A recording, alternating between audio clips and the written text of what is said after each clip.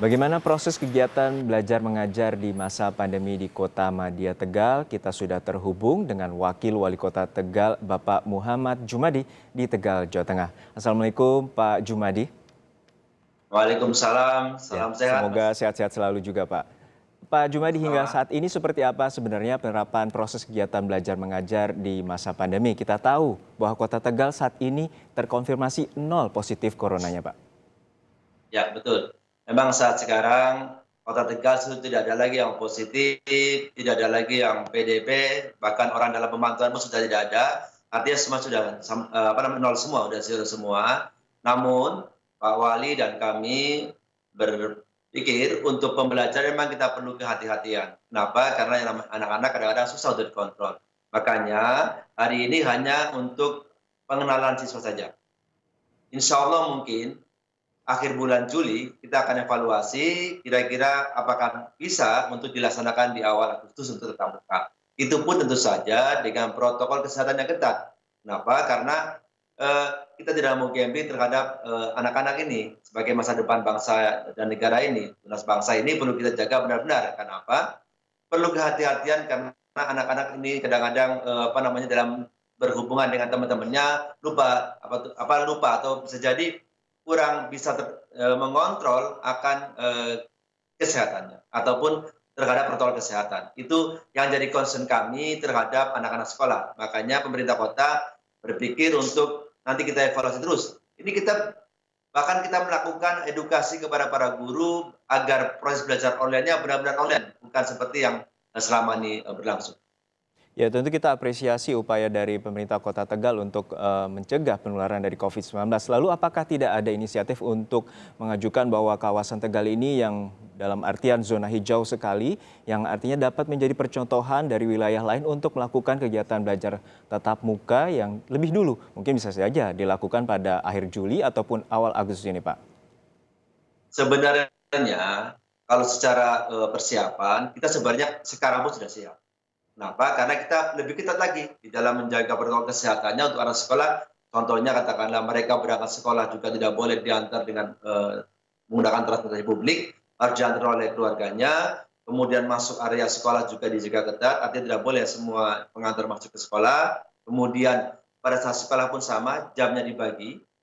Artinya kapasitas sekolahnya dibagi 50% 50%. Kemudian waktu belajarnya juga dibatasi, artinya mungkin setengah hari saja untuk awal-awal ini. Namun karena kita tahu sekarang ini pandemi di area sekitar kita surroundingnya, Brebes, Kabupaten Tegal, Pemalang, yang notabene guru-guru kami saja ada yang dari Brebes, ada yang kabupaten, murid juga sama yang dari masih dalam tanda petik zona merah, makanya perlu hati-hatian yang lebih. Untuk itu kami lebih fokus untuk bagaimana pembelajaran online itu benar-benar online. Makanya kami memberikan pelatihan-pelatihan kepada guru bagaimana cara menggunakan katakanlah video conference, bagaimana cara menggunakan telekomunikasi. Seperti yang sudah saya sampaikan berkali-kali, sebenarnya ini ada blessing disguise pada saat pandemi ini untuk agar pembelajaran online benar-benar online. Namun sayangnya pemerintah pusat, Menteri Pendidikan mungkin belum melihat ini potensial ini kita manfaatkan. Andaikan kita sama-sama sepakat bisa kerjasama dengan Telkom, tadi saya mendengar juga banyak yang keluhan terhadap bandwidth. Sebenarnya kalau kita satu area Kota Tegal saja kita gunakan lokal loop untuk telekomunikasinya, dari jaringan lokal loop saja, tidak perlu menggunakan akses internet yang ke luar negeri, cukup dengan lokal saja, itu bisa dimanfaatkan. Namun karena pendidikan itu adalah kebijakan pemerintah pusat, dalam hal ini Kementerian Pendidikan, ya kami follow the rules. Apa yang diharapkan oleh Kementerian Pendidikan akan kita ikuti.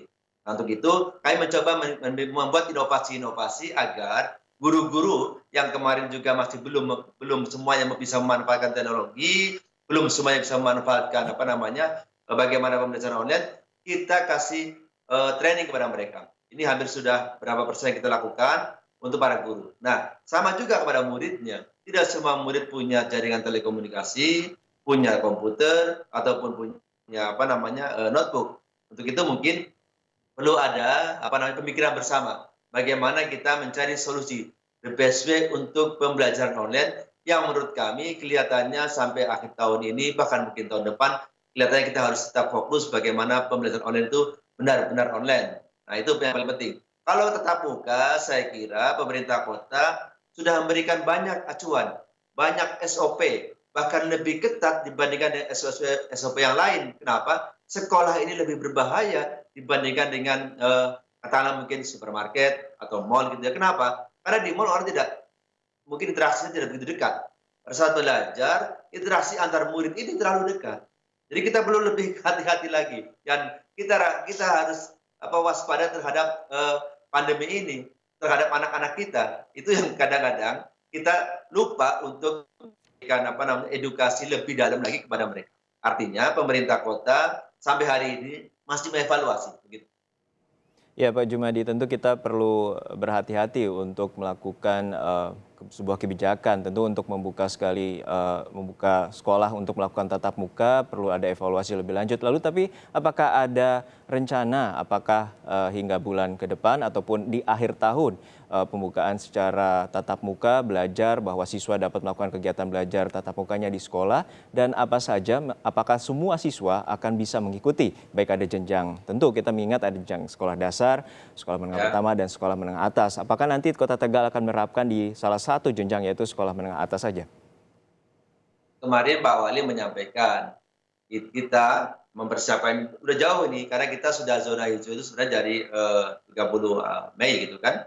Jadi dari situ kemudian di bulan Juni sudah tidak ada lagi yang positif, artinya sudah benar-benar nol ini. Tanggal 1 Juli kemarin sampai hari ini alhamdulillah, mudah-mudahan kita bisa mempertahankan ini. Makanya Pak Wali melihat untuk mengevaluasi selama 1 bulan ini.